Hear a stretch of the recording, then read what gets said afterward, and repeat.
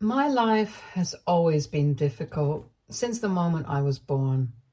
You see, my mom passed away while giving birth to me in the hospital. I was then raised by my dad, who somehow blamed me, a literal baby, for his wife's untimely death. Throughout my childhood, there was not a single day in our house that passed without my dad reminding me, in his own harsh way, that I was the reason my mom was gone from this world. He would constantly tell me how my birth had taken away the person he loved the most and how he never really wanted me in the first place.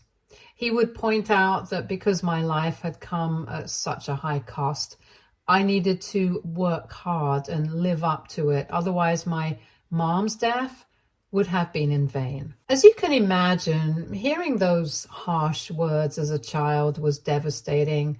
I was too young to fully understand the complexities of grief, loss, and anger. I needed my mom too, but she was gone, and the only living parent I had left treated me like I was the problem. My dad, who was supposed to be my protector, my guide, my source of comfort, instead became the one who constantly reminded me that I was unwanted in his life and that my very existence was a curse. Growing up in that environment was incredibly difficult, and I often felt guilty for even existing and breathing. There were times when I desperately wanted to talk to him, to tell him how his words hurt and how they made me feel like I didn't belong even in my own home. But fear kept me silent, and the few times I did try to speak up, I was met with more bitterness and anger. The result was a childhood marked by a profound sense of loneliness and isolation. While other kids had parents who cheered them on, who comforted them when they were sad, and who made them feel safe, I felt like I was constantly walking on eggshells, trying to avoid triggering more of my dad's resentment towards me. It wasn't just the lack of love that hurt, but the presence of so much anger and blame directed at a part of me I couldn't change. The simple fact that I was alive. Despite everything, I tried to understand my dad's pain. I knew losing my mom had shattered him and that he never fully recovered from that loss. But it didn't make it any easier to bear the weight of his words. I was just a child trying to find my place in a world that often felt cold and unwelcoming. And yet, despite all the hurt, deep down, I still longed for his approval, his love, his acknowledgement. I always hoped that despite everything, I could somehow make my dad proud. I remember the anticipation I felt every time I brought home a report card with good grades, thinking that maybe this time things would be different. I would go to him full of excitement, eager to show him what I had accomplished, hoping for a smile, a word of encouragement, anything that would make me feel like I was enough in his eyes. But every time it was the same. He would barely glance at my grades, let out a grunt, and tell me to keep studying harder because it still wasn't good enough. He would point out that there were hundreds of other kids who could get the grades that I got, so it wasn't really a big deal. Instead of pride or approval, I was met with indifference and the constant reminder that I wasn't meeting his expectations. No matter how well I did, it was never enough for him. It wasn't just academics that I felt the weight of his disapproval on. Anytime I wanted to do something outside of school, like play sports or participate in activities with my friends, he would shut it down immediately. I was told that the only thing I needed to focus on was my studies so that I could get the heck out of this house as soon as possible. Those words stung, reminding me that I was more of a burden to him than a child to be loved and cared for. My friends would talk about how their parents encouraged them to explore their interests and enjoy their childhood, but for me, there was no such support. I was constantly reminded that I was just a guest in his house and that I needed to do as I was told or risk being thrown out. The weekends, which should have been a time to relax or have fun with friends, were no different. If I ever asked to go out or spend time with my friends, he would go on a rant about how I was wasting his money, even if all I wanted to do was something simple like hang out at a friend's house or go to the park. He would launch into a lecture about how hard he was working to put me through school and how I had no right to waste time or resources on maintaining friendships. It was as if anything that brought me joy or a sense of normalcy was automatically deemed unworthy or frivolous by him. I remember one of the most painful memories was how he reacted to my 15th birthday. Now, most kids look forward to their birthdays with excitement, planning parties or gatherings with friends, but for me, it was a day filled with dread each year. He didn't like me celebrating my birthdays, but that year I thought things would be different. I wanted to go out for a movie with my friends and have some pizza. When I finally mustered up the courage to ask him for some money, he had a fit. He screamed and told me that I had no right to celebrate the date since it was also the day that my mom had passed away. He made it clear to me that my birthday was always going to be the worst day of the year for him, and that I should never even think about enjoying it. As a result, I never celebrated with my friends. As you can imagine, over time, all these repeated experiences taught me that my dad clearly hated me, didn't want me around. The constant rejection and criticism took a toll on me, making me feel like I was always walking on thin ice, trying not to do anything that would trigger his anger or disapproval. I slowly learned to keep my hopes and dreams to myself. I stopped expecting approval or encouragement from him because I knew it would only lead to disappointment and hurt. I tried my best to be strong for myself and focused all my energy on getting good grades so that I could escape my dad's house. In the end, all the hard work, perseverance, and determination I poured into my studies finally paid off. I remember the moment I received my acceptance letter to a top university, complete with a full scholarship.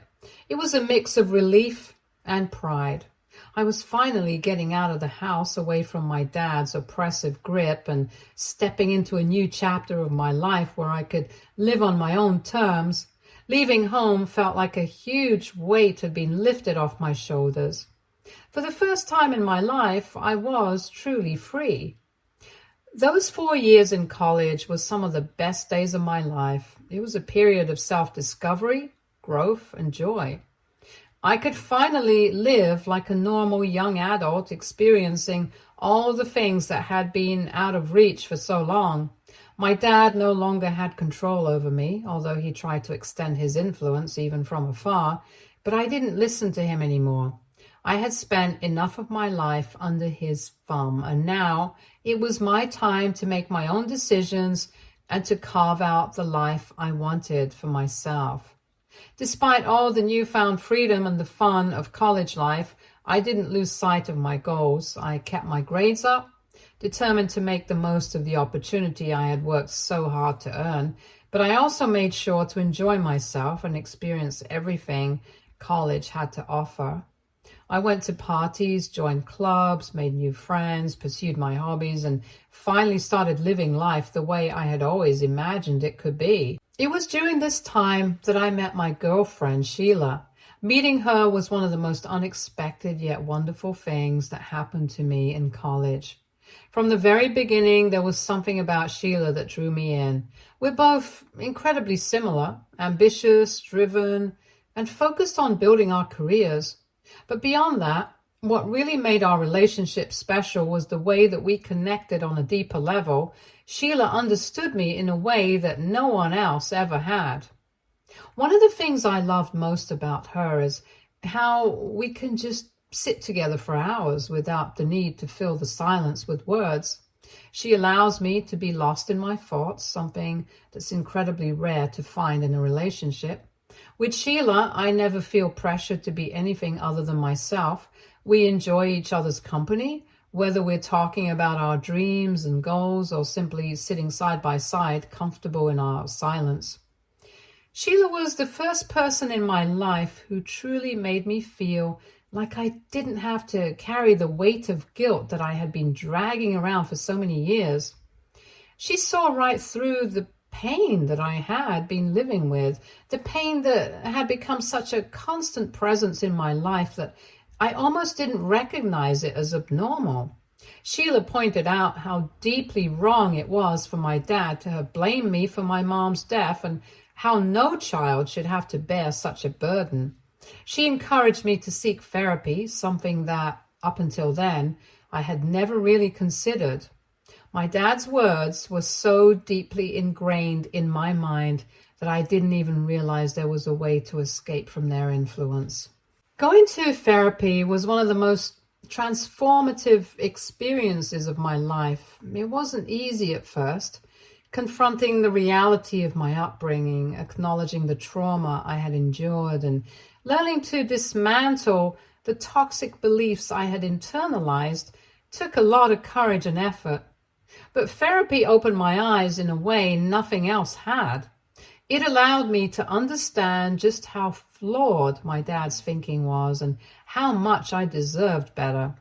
I slowly learned that I wasn't to blame for my mom's death and that my dad's anger and bitterness were his issues to deal with, not mine. As I started to heal, I remember I found myself growing angrier at my dad. It was like all the resentment I had buried deep inside me was finally coming to the surface. I had spent so many years trying to earn his approval, trying to be the child he wanted me to be, and all the while carrying the guilt he had placed on my shoulders. But now I was realizing that none of that was my responsibility, and that he had unfairly and cruelly burdened me with his grief and anger. This anger made it difficult for me to maintain any kind of relationship with him during my college years. I hardly talked to him, and when I did, our conversations were short and tense. I would snap at him, unable to keep the bitterness out of my voice, and I had little patience for his attempts to control or criticize me. There was one time when I finally confronted him about everything. It wasn't something I had planned. It just came out in a moment of frustration and pent-up emotion.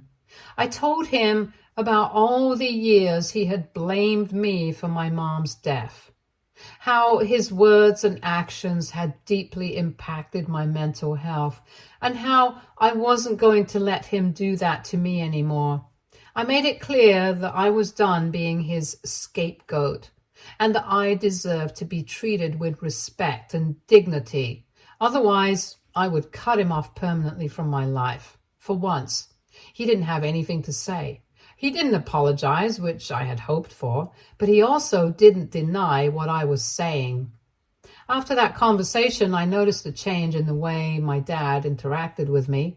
He seemed to try to be gentler, less harsh whenever he talked to me. It was as if he was making an effort to change, to be more considerate of my feelings. But despite this, our relationship remained strained. The years of pain and resentment couldn't just be erased with this. I appreciated the small shift in his behavior, but the damage he had done would take more than that to repair the relationship, if it could be repaired at all. Over the years, even though my relationship with my dad has remained sour, I no longer feel the same level of anger or guilt that I once did. I have slowly come to terms with the fact that while I can't change the past, I can control how I let it affect my future. Of course, Sheila's support and encouragement have played a huge role in this journey, and I'm incredibly grateful to her for helping me see that I am worthy of love, respect, and happiness. Recently, my dad got married to his girlfriend, Dee Dee. It was a small, intimate wedding, and despite everything that had happened between us over the years, I decided to attend the event along with my girlfriend, Sheila. We wanted to show our support and wish them the best as they started this new chapter of their lives together. I was happy for my dad and thought that perhaps being married now would change him for the better. However, just a month after they got married, my dad called me, sounding desperate. He had made some poor financial decisions and was struggling to make ends meet. He told me how he hadn't been able to pay the rent on his place for the past 6 months, and now he was facing eviction. He told me that he couldn't tell his wife about this as it would start a fight between them. The first thing he asked was if I could cover his rent. Hearing this, I immediately refused, even though I had the means to do it.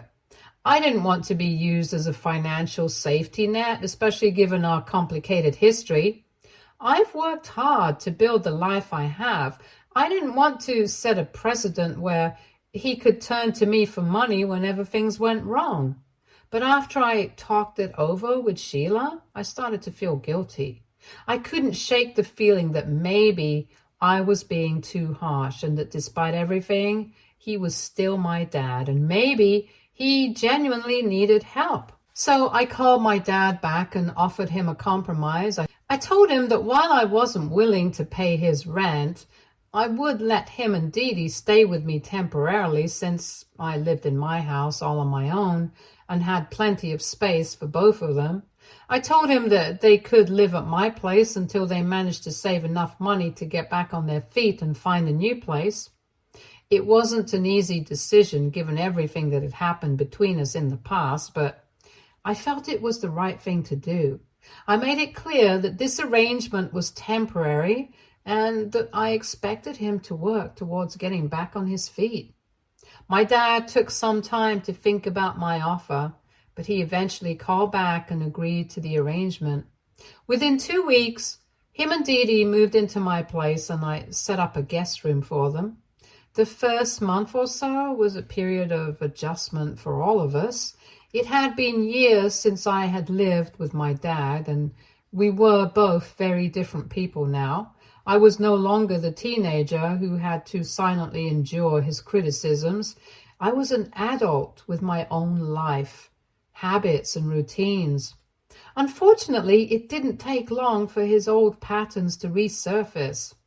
My dad started commenting on my lifestyle and habits as if nothing had changed, whether it was the way I spent my time, the way I kept the house, or even the way I managed my day-to-day lives. He seemed to always have something to say. But I wasn't the same person I used to be. This time, I wasn't willing to let him have that kind of power over me.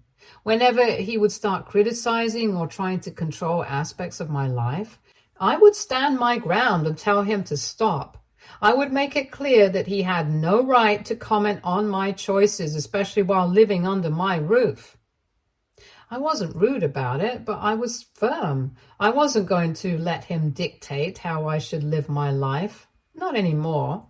Of course, this didn't sit well with his wife, Dee Dee. Once or twice, she made comments about how I needed to respect my dad. She would tell me how he had sacrificed so much. I would simply shake my head because I knew the truth about him, and it was clear that she didn't know about half the things that he put me through as a child. I did respect my dad, but I wasn't going to allow him to walk all over me or let him undermine my choices. I had spent too much of my life trying to please my dad at the expense of my own happiness, and I wasn't about to fall back into that pattern. Still, it wasn't my place to tell the truth about my dad to Dee Dee, so I would just keep my mouth shut whenever she made those remarks.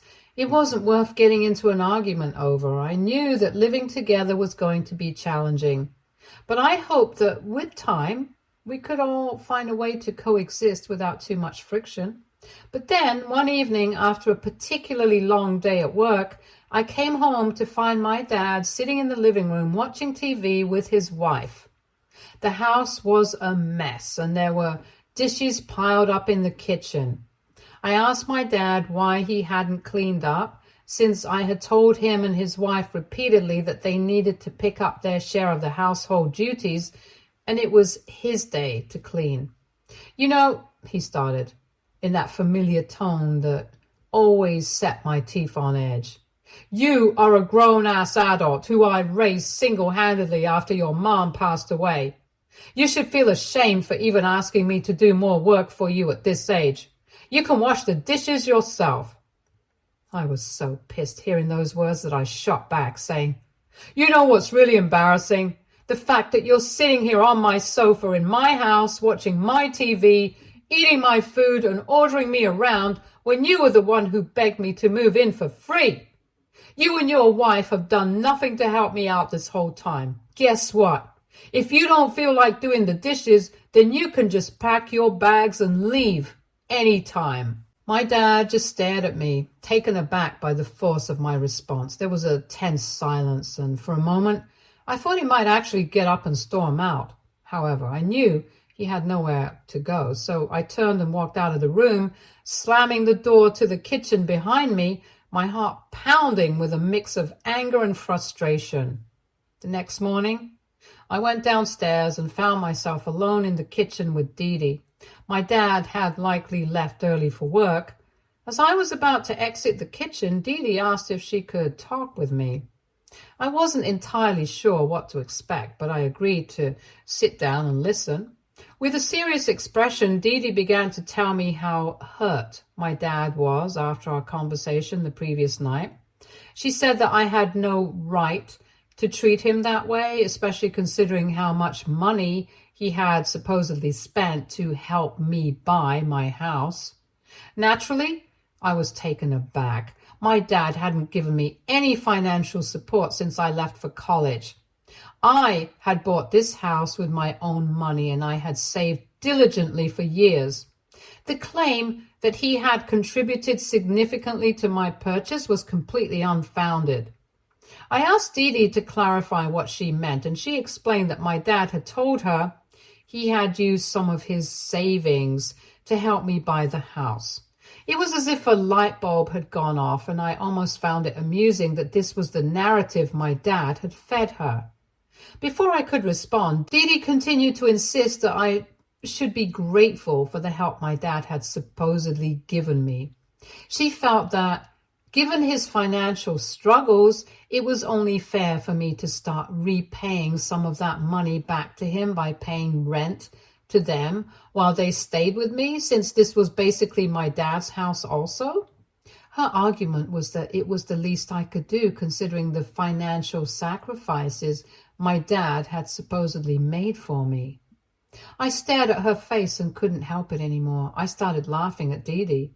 I mean, the whole thing was so absurd that I couldn't take it seriously. When I finally managed to stop laughing, I told her the truth. That I was the actual owner of the house, and Dad had not paid for a dime. The look on her face was priceless. It was clear that she had no idea that I owned the house, and the embarrassment and anger she felt must have been overwhelming. She asked me if it was really true that my dad had never helped me out, and I told her how my dad didn't even have money to pay for his own rent. So how could he ever afford to pay for my house? I guess after our talk, she must have seen the truth too, since she didn't argue much. However, not long after, she packed up her things and left my place that very same day. I didn't stop her, because it was none of my business. Later in the evening, when my dad came back home, he called Dee Dee, asking her about why her things were gone. When he found out that I had told her the truth about the ownership of the house, he started to blame me for not keeping my mouth shut. He accused me of making his wife uncomfortable and of deliberately sabotaging their relationship by spilling the truth. According to him, I should have been more understanding and should have let her believe his lies, since now he felt too small compared to me, as if somehow it was my fault that he couldn't afford a place of his own. It was frustrating beyond belief. I pointed out to him that here I was, offering my home to help them out, and instead of gratitude, I was being blamed for their problems. My dad seemed to forget that I didn't owe him anything, and that the only person to blame here was himself. It was like all those years of him treating me like I was the problem had come rushing back. And now, even as an adult, He was trying to make me the scapegoat for something that wasn't my fault. But he wouldn't listen. Instead of understanding my perspective, he insisted that I should call and apologize to Dee Dee and clear things up by lying and letting her believe that he had somehow helped me during the purchase of this house. I argued back that I was not going to lie for him and his wife. I was exhausted from the constant manipulation and blame, and I had reached my limit. Finally, I told my dad that I couldn't handle having him around any longer, as his constant fights with me were starting to affect my mental health. I asked him to pack up his things and move out by the next day. It was a decision I made with a heavy heart, but I needed to establish and maintain boundaries to protect my own peace and sanity. My dad did argue that he didn't have a place to go and pleaded for more time, but at that moment I couldn't bring myself to care about his excuses or his situation any longer. I stuck to my decision and made my dad move out the next morning. Ever since then, my dad has been reaching out to me and complaining about how I have ruined his life and his marriage. Since Dee Dee refuses to talk to him, he keeps blaming me for how things are with Dee Dee and says that a good son would have never kicked their parents out. AITA for kicking out my dad? Update 1. I am glad that everyone understands just how much trauma my dad has put me through over the years. A lot of people have advised me to contact Dee Dee and share the truth about my childhood, as she might not be fully aware of who my dad really is. Until now, I prefer to stay out of his business, but I believe it's important for her to know the reality, since he might have lied to her about other things. I plan on reaching out to her and having a one-on-one conversation. Update 2. It's been a week since I last updated. I finally had a chance to sit down with Dee Dee and discuss everything. Turns out she had no idea about the kind of childhood I had. I shared with her the blame and emotional trauma I went through and how it affected me. She seemed shocked and admitted that Dad had painted a completely different picture, portraying himself as a struggling single father who had sacrificed everything for his child. I couldn't help but shake my head in disbelief. I recounted stories from my childhood and how I was constantly blamed for my mom's passing. She expressed her sympathy and understanding. Next, I explained to her how hard I worked throughout college to establish myself and how fortunate I was to land a high-paying job, and this allowed me to save money and move into a place of my own. I told her that this is why I didn't like Dad dictating anything around my place, since he never allowed me to be myself in his house while growing up. Dee Dee understood my pain. She then revealed that Dad had actually lost all his money due to gambling, and she had not mentioned it to me earlier because he was too ashamed about it and wanted to keep it hidden. She explained that when my dad first suggested moving into my place, she had outright refused. She wasn't comfortable with the idea of moving in with me, and I guess this is why my dad had lied to her and told her that he had financially contributed to my home, which made her feel less guilty about accepting the offer to stay with us. However, later when she found out from me that his claims about helping with my house were entirely fabricated and were just another manipulation tactic to get what he wanted, she felt devastated. She then told me how embarrassed she was about asking me for rent that day. I reassured her that it wasn't her fault and that the blame was completely on Dad for his lies. As we were parting ways, Dee Dee mentioned that after our conversation, she was planning to take some time off from Dad to reflect on their relationship. Update 3. Hi everyone. I know I haven't updated anything here for the past 3 months. I have completely cut off my dad from my life since I asked him to move out. It hasn't been an easy choice, but it is necessary for my mental and emotional health. Last time we spoke, he tried to blame me for everything again, but I didn't engage anymore. I straight away just blocked him. Since then, I have to admit that I have been feeling much better. The stress and manipulation have lifted, and I'm experiencing a sense of relief and clarity. Feels like I finally reclaimed my space and peace of mind.